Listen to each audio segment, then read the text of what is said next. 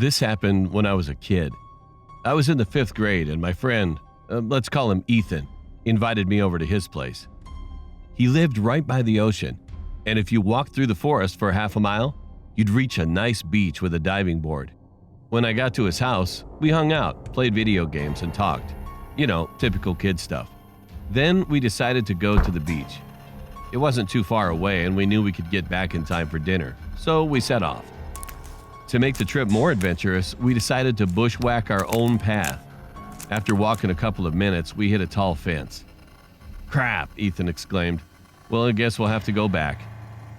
Suddenly, out of the corner of my eye, I spotted something. The fence went about 8 meters long and then stopped. My jaw dropped. There was a house.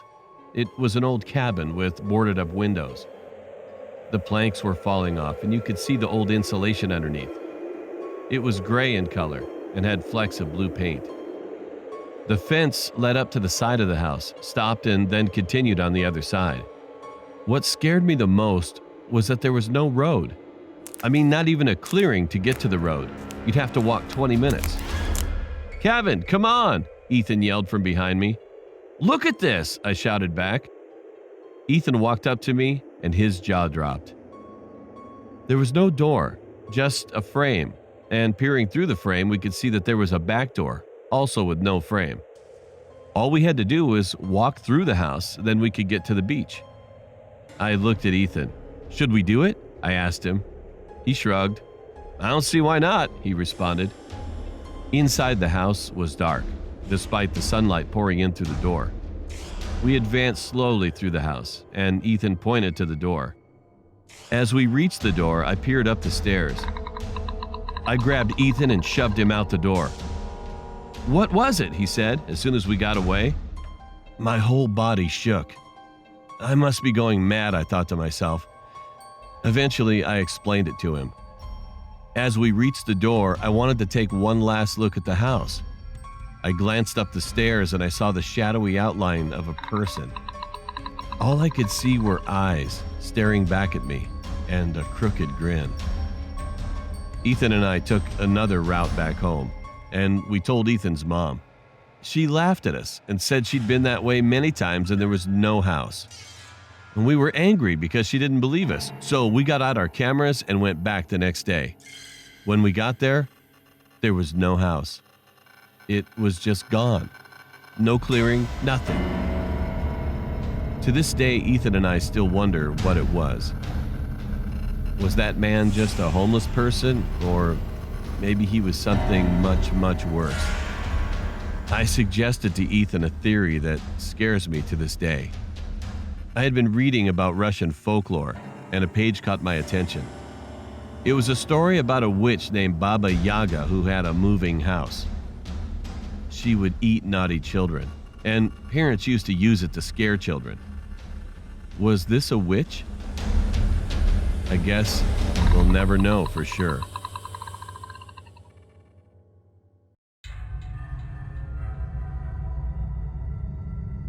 I was in my early teenage years during this time.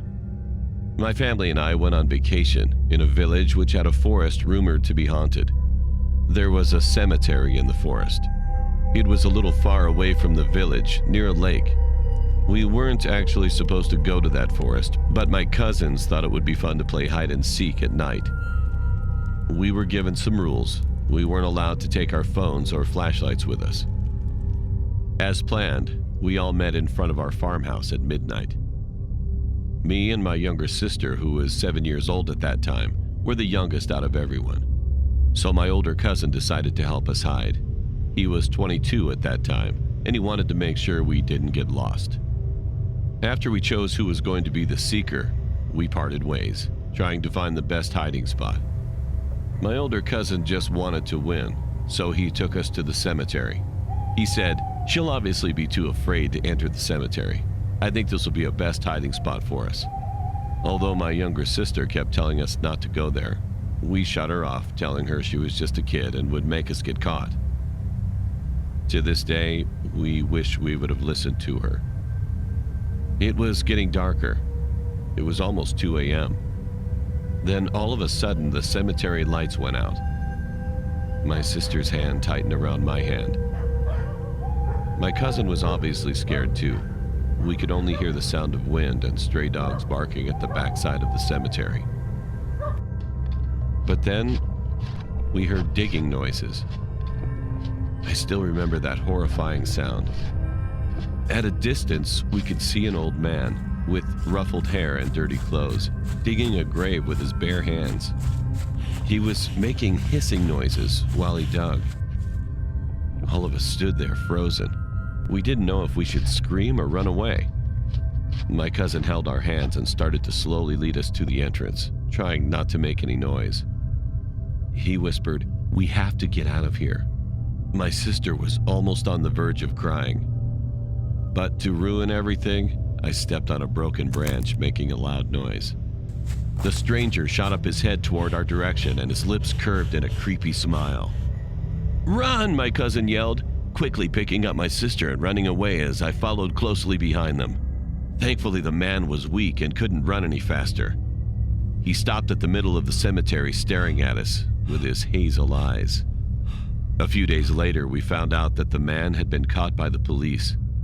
He was a criminal who dug up dead bodies, stored drugs in them, and sent them off to other nations to sell drugs. He was caught once but successfully escaped. If he wasn't so old and weak, I'm afraid that we might have ended up being a couple of dead bodies too.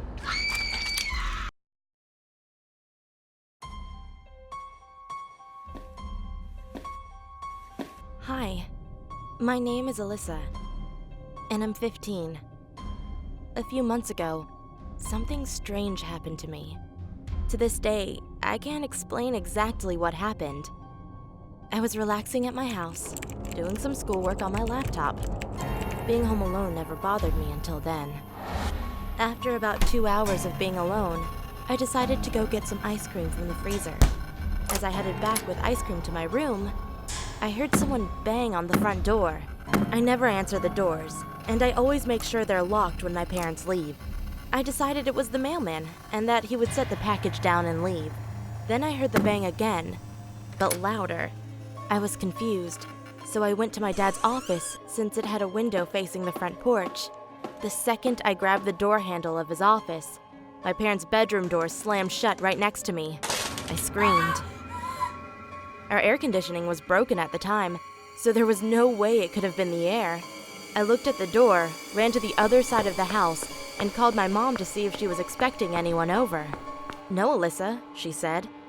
And those 2 words made my heart beat faster than it ever has. My phone disconnected, and I started hearing footsteps coming towards me from down the hallway.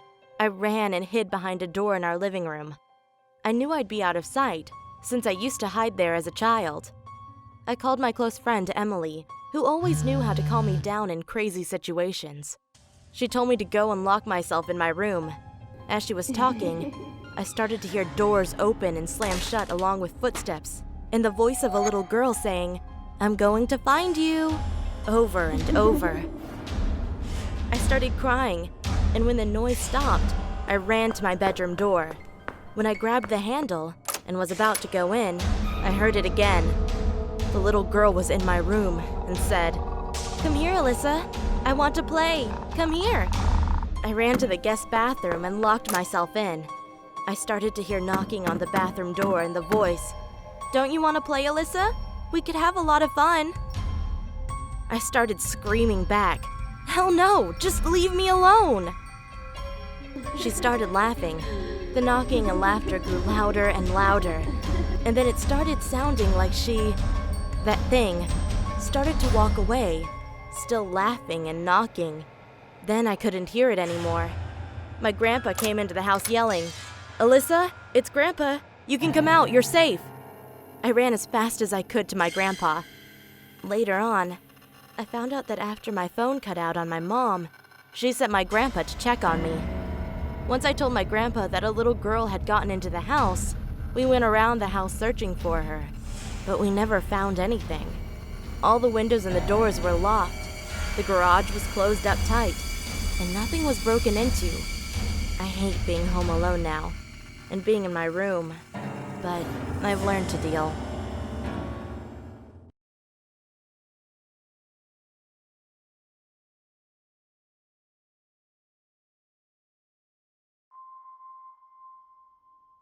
When I was about 9 years old, I was in my swimsuit, ready to go to swimming lessons.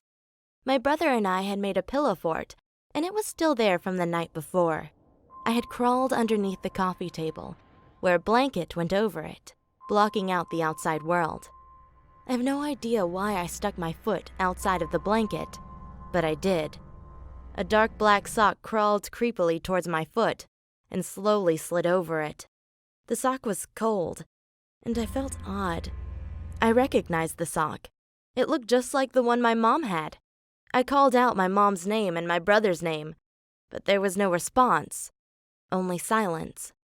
I walked to the window, but when I looked out, there was nothing out of the ordinary. I saw my cat staring at me with a weird look on her face. Then, I was horrified when I heard the shower running upstairs. My mom was still in the shower, and my dad was at work.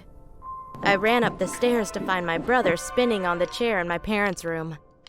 I asked him if he went downstairs, and he told me he had nothing to do with the situation. I told my mom what had happened, but she didn't believe me. She said that I was probably hallucinating and that it was just the cat. But I know what I saw, and the look on my cat's face is still fresh in my memory.